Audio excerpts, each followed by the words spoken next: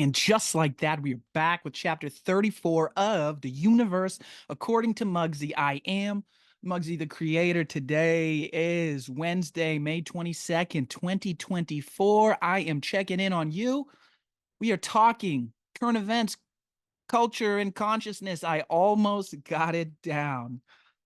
Oh, it's a long morning already. What time is it? It's 10:30. I've been up since 5, motherfucker, getting after it. Getting after it, and I don't know why everybody else isn't doing the exact same thing. What day is it? Wednesday? Does anybody have a scripture friend out there? A friend that you text every once in a while who you know is just obsessed with the Bible and they're always quoting scripture or reading you passages or sending you fucking messages? Man, I got one of those guys, but I'm 34 years old and finally I'm realizing I can only text this kid Tuesday through motherfucking Thursday. Because last week on fucking Saturday afternoon, I got the bright idea to text Bromar and Father Bromarion, he didn't respond right away. Not a big deal. Not a big deal. My friend's got fucking busy lives. He just had a kid. I'm excited for him. He's got a lot going on. But motherfucker, Sunday afternoon, at about 12:30 when he got out of mass, man, he was read in with the Lord, and boy did he have some messages to disseminate. It's fucking Wednesday, they're still coming. You send him a message like, oh man, hope your cat's doing all right. I hope everything's good with the family. It's nice out. Like, have a good one. Go Hawks. And you get 14 pages of fucking Corinthians 7:12 relating to John 3:94, passage 129. And I love him. But do you ever have a friend that's really into like one thing and that's it? Like a video game friend. They only know about Call of Duty, and that's just everything they see in the world is fucking Call of Duty. Well, this is the Bible for scripture people. You get them talking, and then it's just like, hey, wait a minute. There's other books, right? And not even just other books. There's other chapters to this fucking book. There's other chapters to the Bible that the Pope says, nah, you don't have to worry about those ones. We got those ones covered. Just believe us. So, like, what I'm trying to do is bring you new information from time to time, and you keep throwing the same fucking thing at me over and over again. God, Jesus Christ, God, I've heard it enough. So, anyways, I think I really just gotta fucking start texting him like maybe Tuesday through Thursday and really focus it in. Ask him time specific questions and let him know that, oh, I got things going on like Friday through Monday, so don't be hitting me up after you've talked to Jesus. What else happened to me?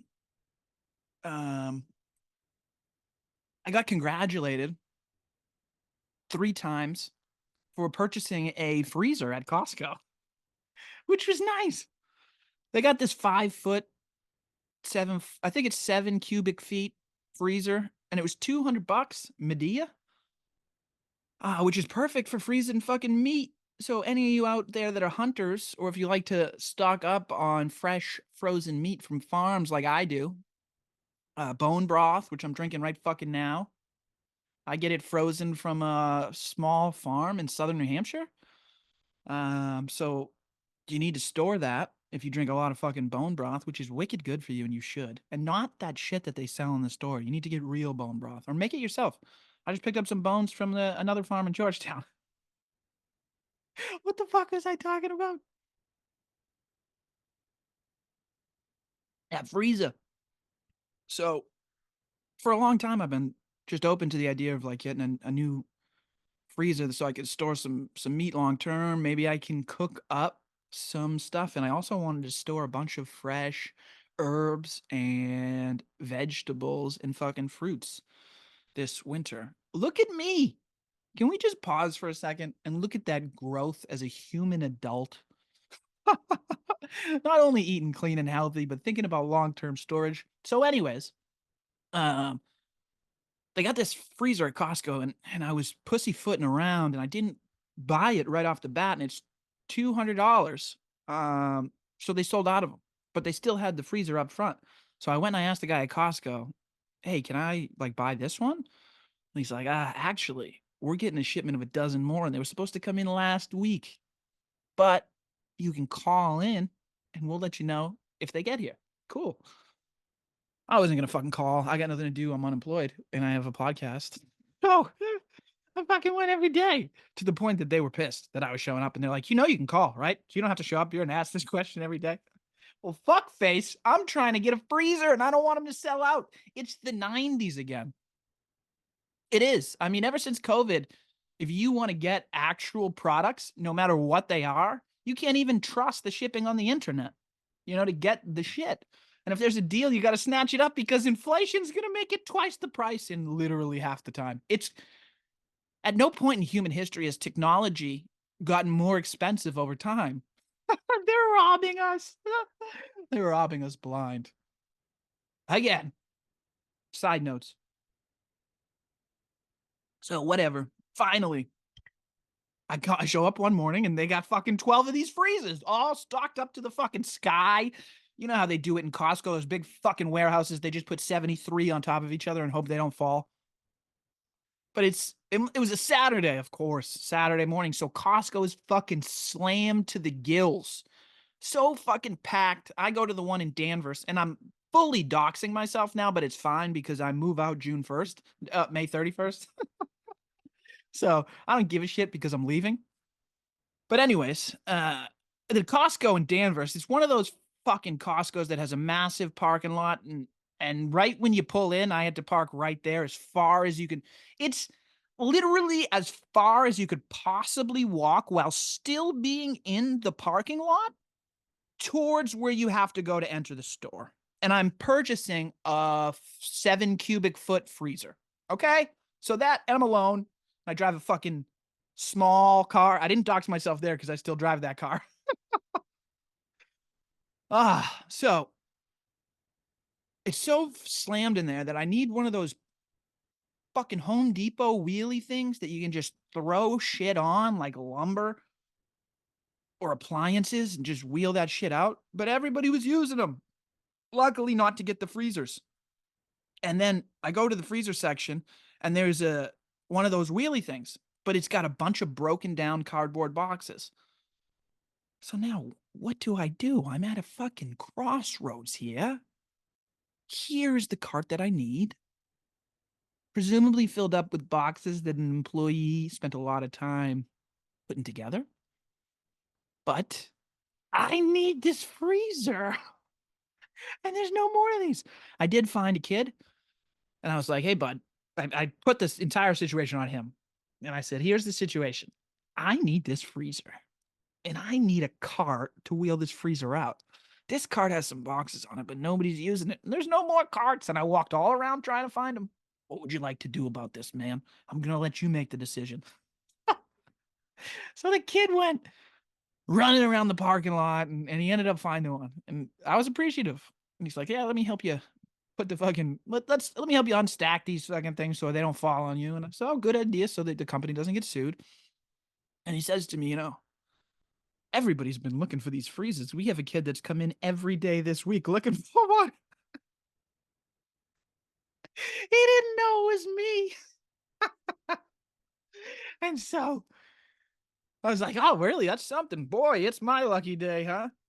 And whatever. Neat and clean. Take it to the fucking checkout. But it's a Saturday at Costco, so I go to cut through the store and go to the checkout, but the line goes all the way to the back of the store. So now I have gone literally from one end of the fucking parking lot to the full opposite end of that store while pushing this goddamn freezer. And I finally get to the front with the self checkout, and I like that lady. I don't know who you are, lady, but I like you. Because I said to her, I was like, hey, can you scan this for me in the self checkout? And she's like, no, you got to fucking pick that up yourself, strong guy. I was like, all right, it's going to take me a while. Then I hope I don't drop it. And she scanned it for me. And she's like, yo, lucky. We've had a guy come in here every day this week looking for one of these freezers. And said it's my lucky day. Oh my God. And sure than shit, when you go to the checkout and they check your receipt, guess what they said to me? We had guys coming in every day looking for this goddamn freezer. And okay, enough with it. I got the fucking freezer. I'm the guy. How can everybody know the story but not recognize the guy? It's me. Okay, I'm the freezer guy. I got the freezer. You won't see me again. So now I got a small little sports, I don't know, compact car. Now I'm thinking that I'm going to be able to shove this thing in the back seat. So now I push this fucking freezer all the way back across that potholey, rickety ass Costco parking lot, trying to balance this freezer on this Home Depot flat bed push cart with no fucking wheels. You guys know how it goes. You've pushed carts before. It sucks. I finally get it to my car all the way in the back corner. And it doesn't fit. So now I've had 17 people congratulate me on the way out for purchasing this freezer. I have no way to get it home. It's 4:30 in the afternoon. I don't know anybody with a fucking truck. And it's about to rain. Luckily, my roommate was just getting out of work and he fucking picked me up. So everything worked out. But god damn it, people. Of course I was going to get one of those freezers. Remember what I was talking about with space time? It's a matrix. It's all bullshit. It's all controlled. Your consciousness, your thoughts are the only thing that matter. There's no fucking way I wasn't going to be one of the ones to get those freezers. Right? There's nothing you can do to stop me. Oh, call on the telephone. All right, yeah, sure. I'll call on the fucking telephone. Fuck you. I'm showing up right here. I'm going to be here watching the back parking lot to see when the truck drops them off so that I can be the first one in line. I made it happen. And you can do this shit too. So that was one of the other ones. And does anybody beat their fucking wife? That was the other thing I wanted to ask. I want to know what happened. What happened to all the wife beaters out there getting that aggression out? They got to be taking it out somewhere, right? It's not like all that anger just left society. These people are drinking it, or they're smoking it, or they're beating the shit out of their dogs. I'm going to tell you how I deal with it. All right, I yell at Siri. I fucking hate Siri. Siri is a stupid bitch. I hate her. She's always telling me what to do. I'll be driving in the car and she'll be like, in 2 miles, take exit 63 towards Route 114. And I'm like, go fuck yourself, bitch. Why don't you shut your mouth before you start talking to me? I will fucking ask you a question when I need you to fucking answer some shit. And I talk to her like the wife that I fucking hate, that I don't have. Because I love my wife. And if I ever have any aggression, that's how I take it up. Shut the fuck up, Siri. Next song. Don't tell me what to do. I'll fucking pull the car over when I want to. I will make a U-turn when I feel like it, Siri. Why don't you come up with a new fucking route? Maybe I'm going to a different place, Siri. Have you thought about that? Okay, sweetheart. Jesus Christ, just let a man think in his own compact sports utility mini vehicle. Oh, I was just thinking about that. I was just thinking about that the other day. It's where did all the aggression go? People got to get it out. People got to get it out. It's coming out some way. It's coming out somewhere. But two questions or two things people always say to me is fucking Mugsy. How are you always so relaxed? I mean, think about it. You started this in January 2024. I had 0 followers on Twitter, right? 0 followers on Patreon. I was off the internet for the last decade. And everything that I learned off the internet for the past decade was what made me realize I need to come back onto the internet to start convincing people to get the fuck off the internet, because I am so goddamn relaxed, so goddamn patient, and so goddamn sure that I am on the right path. All I got to do is wait for you guys. And if I have to cut a promo from time to time, then I will. I'm going to cut one at the end of this podcast. You're going to see. But how are you so fucking relaxed? You don't have a job. You haven't had a job since last August when you quit your job. Do you have money? A little bit. Not a lot. I'm not independently wealthy. I shouldn't say that. I am independently wealthy. I'm not rich. I got 4 figures in my bank account. There are 18-year-olds in high school with more money in their bank accounts than me right now. I'm moving out of my apartment on May 31st to move in with my fucking parents and look for a job waiting tables. And I'm fine with that. I'm just waiting for you people to fucking recognize what I'm saying is coherent. It will make sense to you in ways that you won't even completely understand at the moment. All right? I can stay patient because what I'm doing every day is I am talking to the universe. And it's given me ways to reach out and provide for others. So that's what I'm trying to do. I'm doing everything I can to help other people. Help show them that life isn't so fucking difficult once you realize the things that I'm telling you are true. Money isn't real.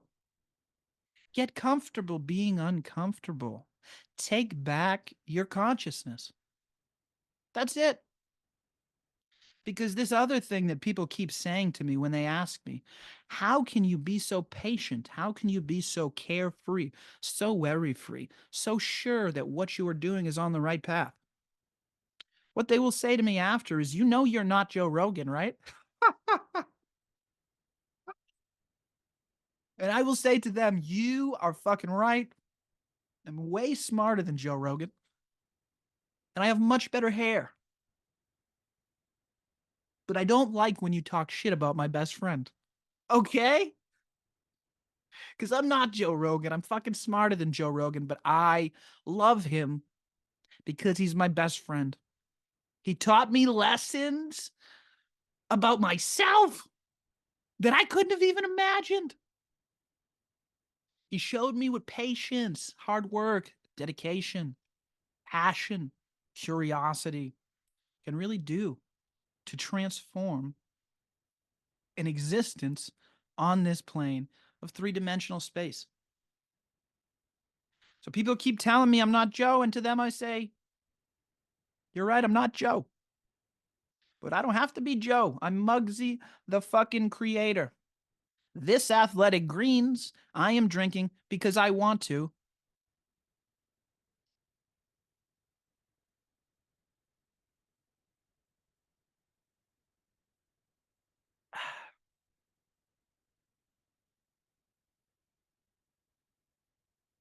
That athletic greens, that bone broth that I just drank, these are all things that Joe does. Does that mean I can't do them? Joe's got a freezer full of frozen meat. Joe's got an ice bath.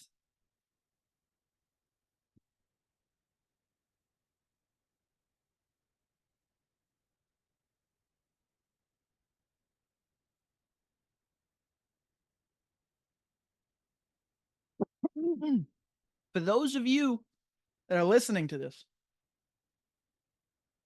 I just picked up my brand new fucking ice bath that I purchased, and I put it on camera for everybody watching at home. All right, guys, I am different than Joe Rogan. The way that I'm going about what I want to achieve on this plane of space time may look a lot like the things that Joe Rogan is doing. And it doesn't matter that Joe's doing them if they're good advice, if they're good things, if they work for you. Now, the Joe Rogan way isn't going to work for everybody, right? There are many different ways to get the benefits that myself and Joe Rogan get from the things that we choose to do with our time and our energy. Anyone can get them from a multitude of ways, and I will show you several. Here's one that Bill Belichick uses that I don't hear Joe talk about: herbal tea. Bill Belichick doesn't drink caffeine or coffee. Isn't that fucking interesting? Never seen a harder worker in my life. You know, maybe Joe and Belichick are in the same category in that regard. Their work ethic is unparalleled. That's why they're the greatest, respectively, at what they do. All right? Because people like to focus on the aspects of Joe Rogan that make him an animal, but they never focus on the aspects that make him an intellectual. What Joe Rogan did for all of humankind at a time where there's more information and content being thrown at you than ever before in human history. There are pulls toward your consciousness with distractions, right? It's just a never-ending flood of advertisements and people talking shit and things to worry about. But against all of that, Joe Rogan showed the world that the art of a conversation is something special. Because you can teach people just by allowing them to observe your thought process, your intellectual curiosity. Maybe you won't understand everything you're listening to these people talk about right off the bat, but eventually people listening will, and the people having the conversation will get better. They'll be able to distill their information better. And it's all of the effort that they put in on their body that helps settle their mind to be able to reach up into that stratosphere of intellectual curiosity and capacity that exists all around us in the ether that everybody is talking about. Because me and fucking Joe know these things, which is why we're best fucking friends. We're best fucking friends because he's taught me more lessons than anybody else in the world has fucking taught me. And it doesn't matter that I haven't engaged in conversation with him yet. I grew up on the basketball court because nobody would let me play in the organized leagues. And that taught me one thing: game recognized game a motherfucker. Okay? So I don't need to do anything to meet Joe Rogan. All I have to do is continue doing exactly what I'm fucking doing, and he will find me. Now let's cut a motherfucking promo. Okay, guys?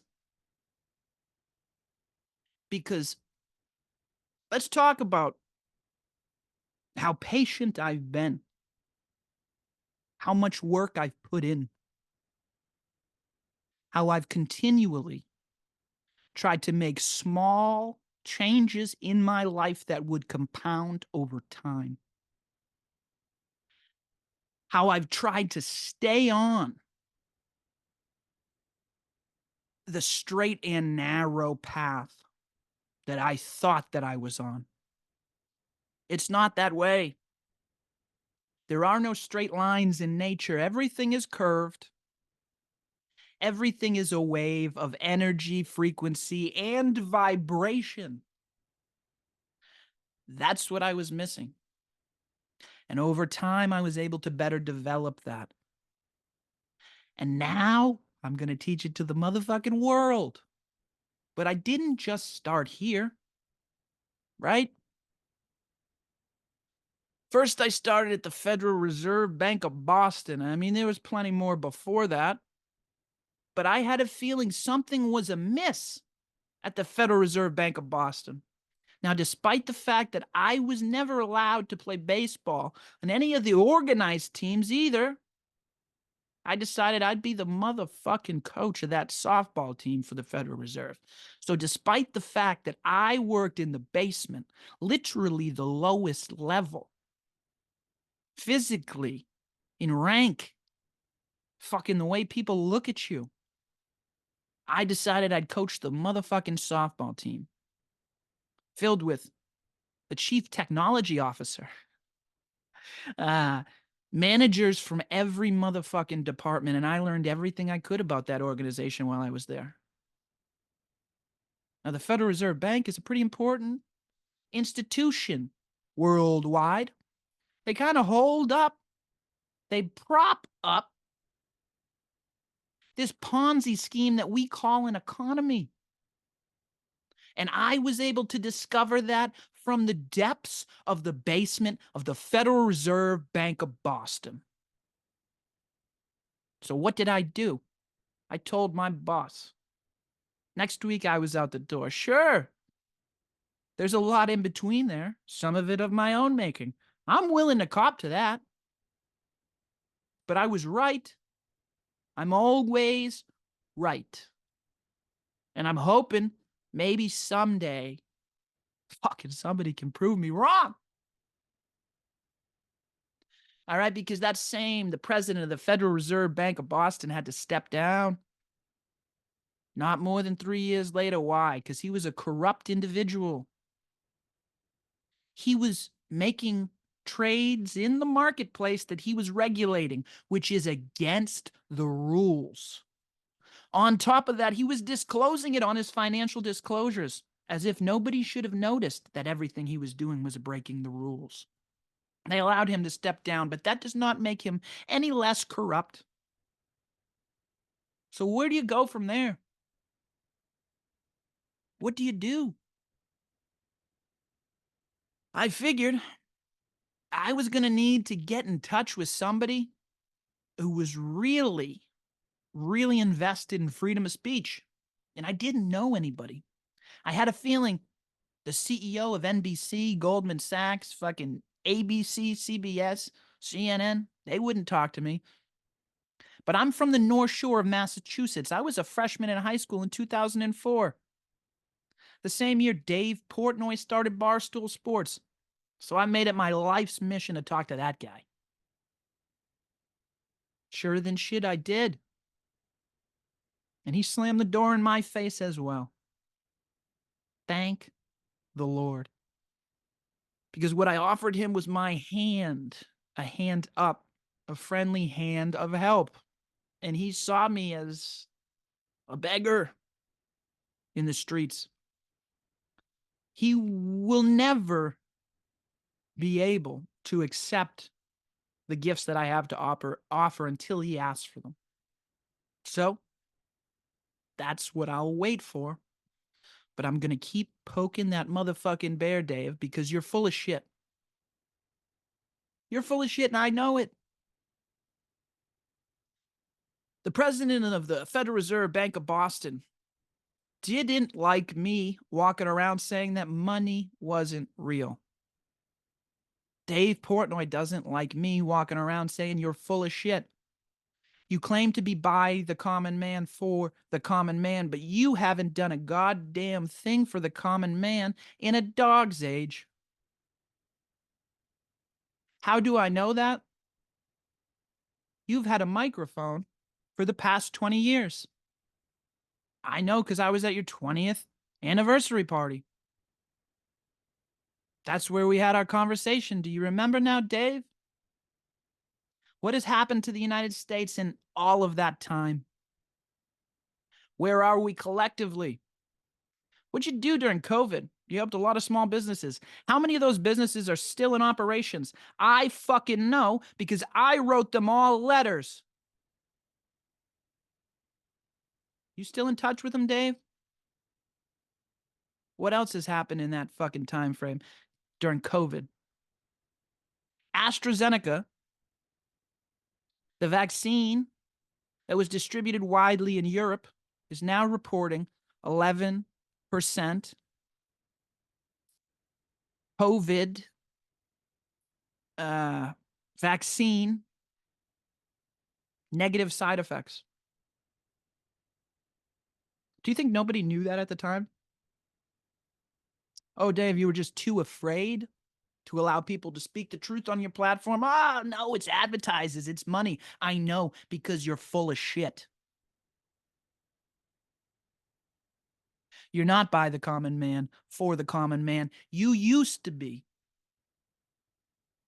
And you garnered a lot of motherfucking support from the millennial generation that has now outgrown your consciousness. We are bigger than you. Our light casts a shadow on your understanding of how this game fully fucking works. Where am I left to run to? Academia? Could academia receive me and my space-time ideas? My wild understanding of the financial system as it exists today as a Ponzi scheme that I spent the last 20 years of my fucking life trying to understand? Why can't I distribute that to the people? Let's see if academia will receive me. But that's not the way it happens in the real world. There were a lot of allusions to my alma mater, St. John's Preparatory School for Young Men, at the beginning of this podcast, because I felt I was led astray in my lifetime. And all of that started after I left St. John's Prep. How could I help myself? Could go back and help those students so they don't have to walk down the same path that I did. Because I'm a moron, I'm stubborn, it took me a long time to figure this shit out. But if they knew it, they wouldn't be slamming the door in my face either. So I am officially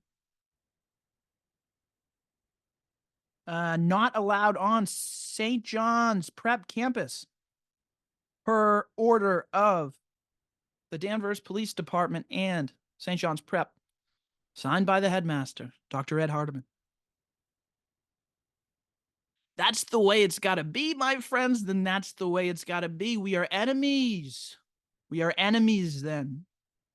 That is fine, because I love my enemies. Keep your enemies closer than you keep your friends. But you have put me in a position now where I have no friends. You've turned your back on me, trying to help you. So then, what do I do? The information that I was banned from St. John's Prep campus from distributing was two messages. One is space time, the 2-minute video that I've clipped from the last podcast. I'm not going to go over it again here. The other one is money isn't real. Because money isn't real. Those must be dangerous concepts for me to talk about on their campus. So what am I to do? I had a wave of positive energy that was trying to be constructive. And it met resistance, as all things in the universe do. They must, if they want to create change. Now, I'm not mad. It's what I was anticipating. It's what I was expecting. And it's what I asked for. Because if I cannot be received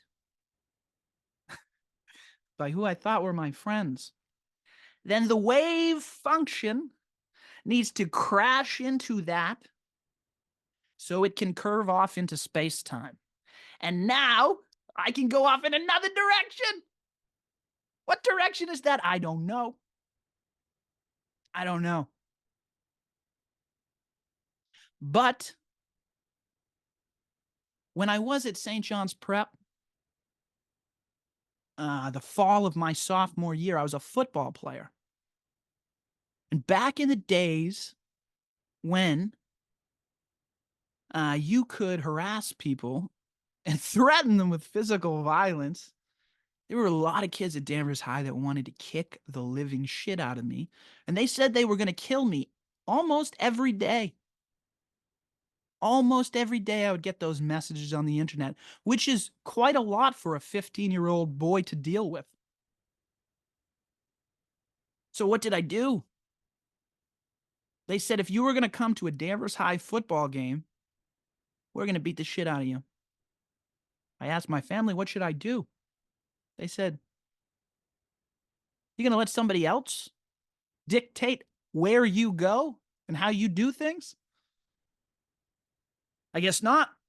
Tough lesson to learn at 15, and I was scared. I was scared. I was going to get my ass kicked, and I knew it. And I had to walk into that fucking stadium filled with enemies that wanted to beat the living shit out of me. What happened? I called every football player I knew from every level of football at St. John's Prep, Peabody High School, everyone I knew. Nobody showed up. They didn't want to get their ass kicked either. I wasn't going to let those kids dictate how I live my life. I wasn't going to let them do it then, and I'm not going to let them do it now. When one door closes, another one opens. I don't know anybody at Danvers High School. I don't know any students. I don't know any faculty. But St. John's Prep has just slammed a door in my motherfucking face. And they have said they want to be my enemy. I love them anyways. The problem is I was once an eagle. And your enemy is not Zavarian.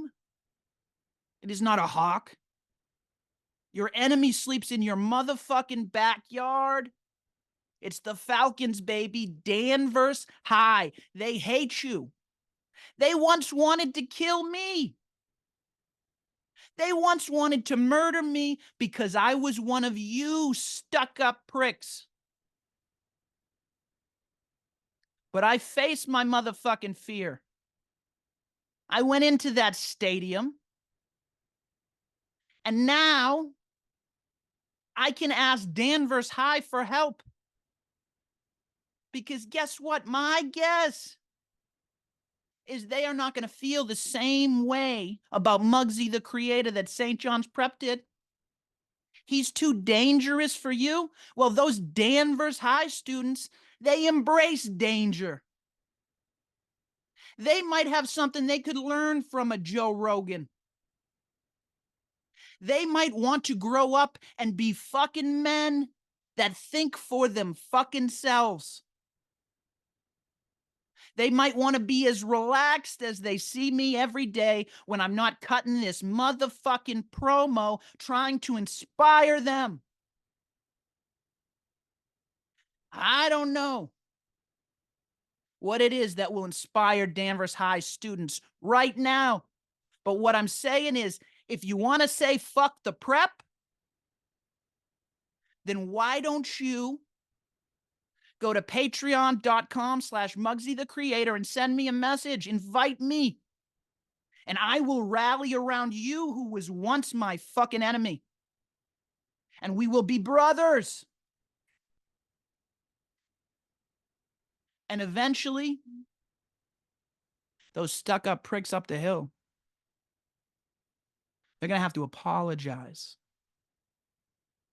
for closing the door on people that were just trying to help them.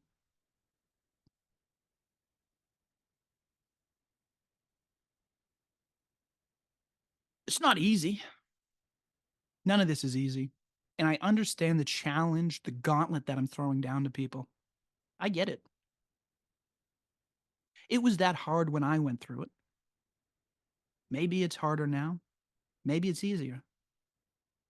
But I didn't have anybody to go through it with.